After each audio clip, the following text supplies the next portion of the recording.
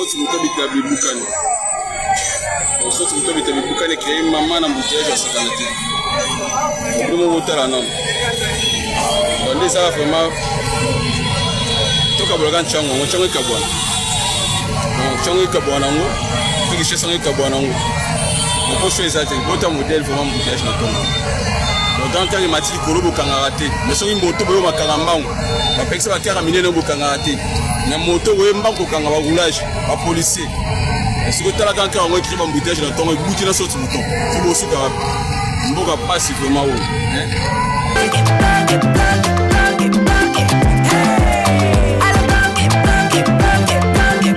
Oyo kieleng ya Congo. Tapez les mains, tapez les mains, tapez les mains, tapez les mains. Soti mutabita bibukani. Soti mutabita bibukani créé maman na mbouteillage à sakanati. Pour motala non. Donc ça vraiment toka bologan chango, chango kabwana. Chango kabwana ngo, fikisha chango kabwana ngo. On peut faire ça, bota modèle vraiment mbouteillage na tongo. Dans le temps, il m'a dit que le Kangarate, mais si on moto boyo makaramba, on peut que ça miné no Kangarate. Na moto boyo mbango kangaba roulage, pas policier. Est-ce que tu as quand on écrit embouteillage dans ton bouti na sorti mouton. Tu bossu ka mboka passe vraiment haut. Allô.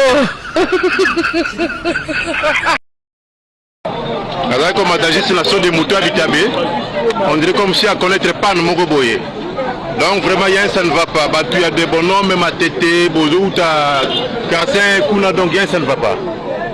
Il faut quitter Rotamula Makolo parce que ça ne va pas. Ceux des moutons habitabés, on a aucun des Pascal les a bloqués. Ça signe, n'a pas peur, n'a pas personnel. Par contre, sans signer, finalement, Mboko et Kenewa. Donc, c'est la mission Costa Moutama,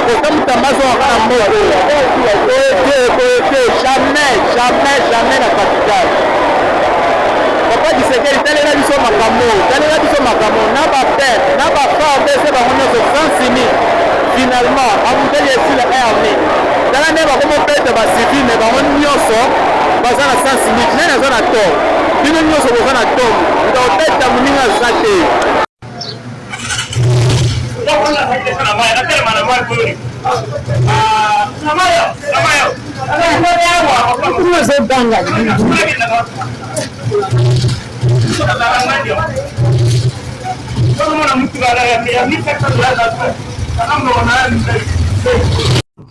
Lelo ozoluka poste et pas ya Félix donc okomolo babiloba loba oh mais boza parler mais za bino na Sénat Jean-Pierre Mbemba ba nomaki yo na nomination na bino a molili na bino na ba comme ba parti politique na bino ba union ba ndoki ya bato bazana malédiction ko mais otikali ata ko libérer territoire mon côté Jean-Pierre Mbemba Ozana bilan na Congo te.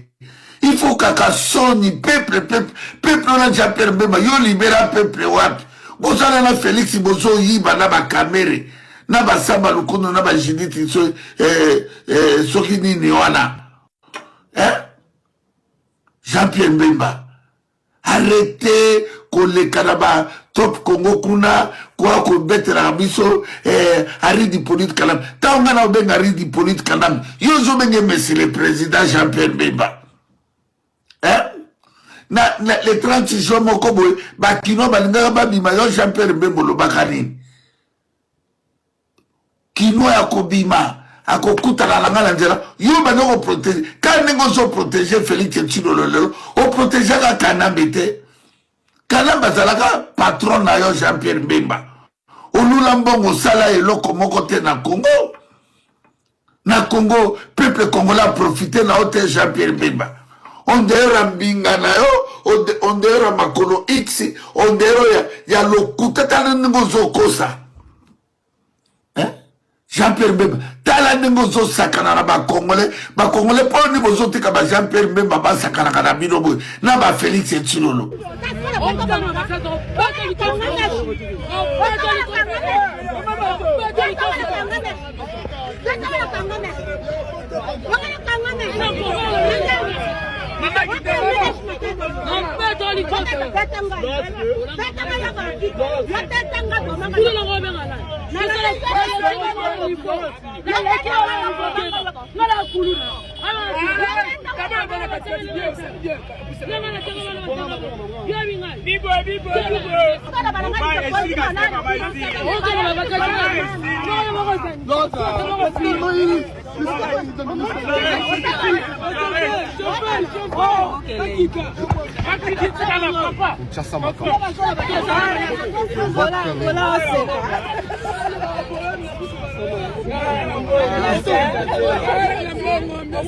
Santo Maria, Macaro, Messi, Washi, Bokeleng.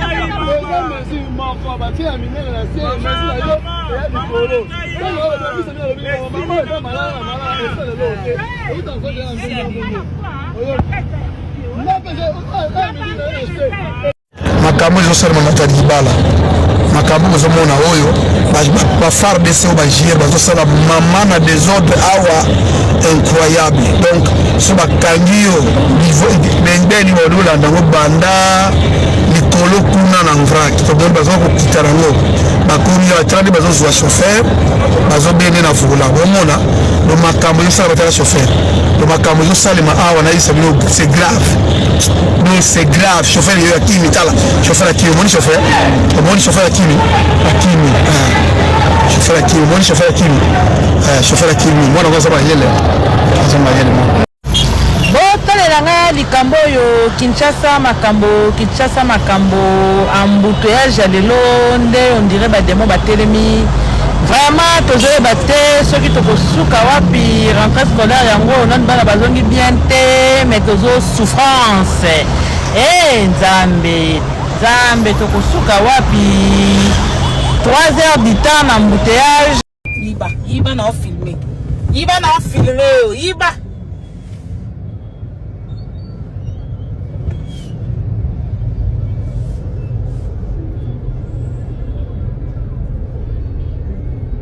Vous voyez ce qu'il voulait faire devant les policiers qui sont juste à côté. Oh, il parle à rétroviseur. Regardez. C'est grave, hein? Papa chef. Bana o batele miawa. Tala moko eloko salingai. Alingo ibanga rétroviseur. Abuki. Bana moko batemi na boulevard. Na bimisi téléphone na filmer pour nga moyena fungoleza te. So na fungoli akoyibanga basaki. Kaka na nzela onde nazoya boye nazuka ya telefone ndio filme akimi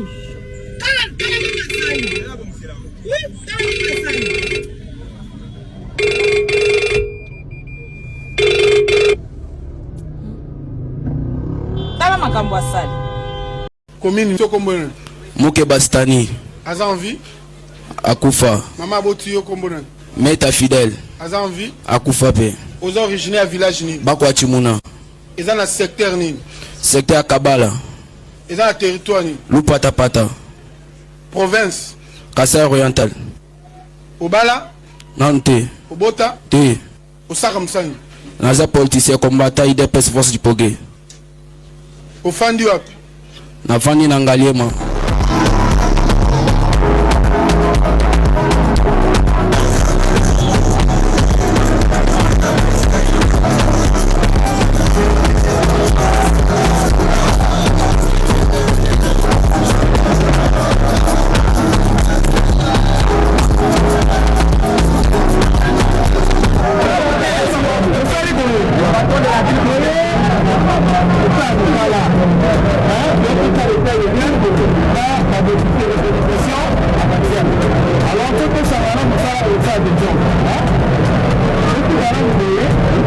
Voilà.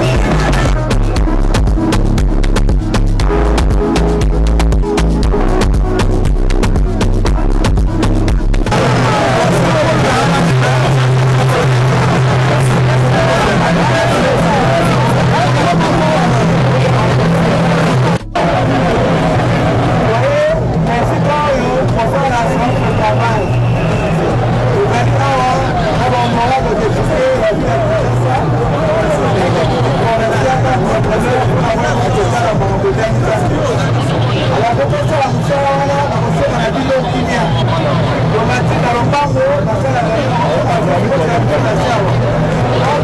mosala wana mesage mbango ekozata mingi te naza kosa kame naza kosa raison te ya mosalisa ya malamu na mituna ya kotuna entrepreneur mpona nini bisikoyo elaki ezofunama te oyoka ye na représentation yaki te ezali koso badepute bareponse akopesa biso ete oyola bino sikoyeba ete okomike na suka ala akosa kini ezala puke mosalisa ya malamu merci bango mpona bino mokongo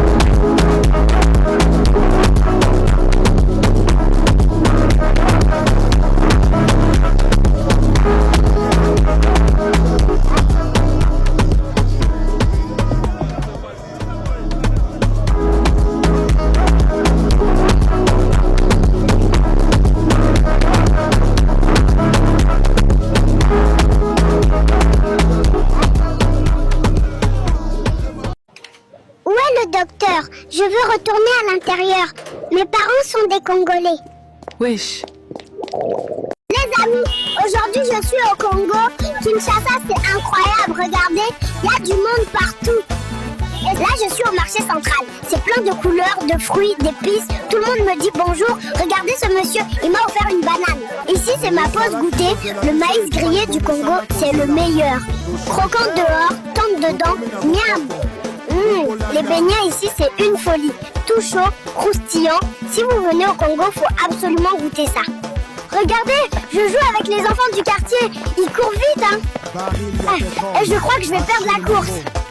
Là, je suis avec un monsieur qui fabrique un masque. C'est incroyable comment il travaille vite. Je crois que je vais lui en commander un petit pour l'emmener à la maison. On est sur le fleuve. Le monsieur vient de sortir un filet plein de poissons ce soir. On va bien manger, moi j'aime trop le poisson grillé. C'est ma dernière soirée au Congo, on mange ensemble, on rigole. C'est vraiment un pays où les gens savent accueillir, je veux me souvenir de tout ça. Merci le Congo, c'était incroyable, j'ai rencontré des gens formidables. Demain on pour le Sénégal, Inch'Allah.